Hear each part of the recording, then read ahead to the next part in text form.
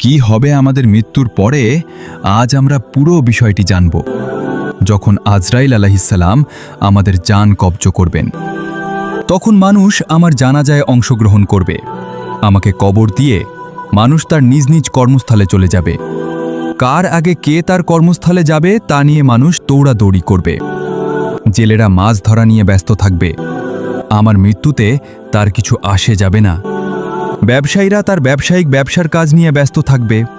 দিনমজুর রিকশাওয়ালা তার রিকশা চালাবে। আমার মৃত্যুতে কারো কোনো কিছু আটকে থাকবে না। সব আগের মতোই চলবে। শুধু আমি পরে রব সেই নিঠুর খবরের মধ্যে। সে সময় থেকে আমার চারপাশে শুধু অন্ধকার ছাড়া আর আমার কিছু নেই। তখন কবরের মধ্যে আমার সওয়াল জবাব শুরু হয়ে যাবে। যদি আমি দুনিয়াতে ভালো কিছু করে যাই তাহলে আল্লাহ তাআলা তার প্রতিদান দিবেন। আর যদি দুনিয়াতে নাপাকি করে যাই তাহলে আল্লাহ তাআলা আমাকে জাহান্নাম দিয়ে দিবে। জাহান্নাম এটা অনেক কঠিন। দুনিয়ার সামান্য আগুন সহ্য করতে পারি না, কিন্তু জাহান্নামের আগুন আমরা কিভাবে সহ্য করব?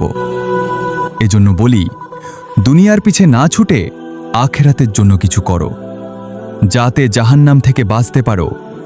আজ থেকে দিনের পথে ফিরে এসো। আল্লাহ তাআলা তোমার তাওবার অপেক্ষায় আছেন। সরল সঠিক পথে চলে এসো। আল্লাহ তাআলা অবশ্যই তোমাকে ক্ষমা করে দিবেন। আজকের ভিডিওটা কেমন লেগেছে? তোমার জীবন কি পরিবর্তন করবেন কমেন্ট বক্সে বলে যাবেন।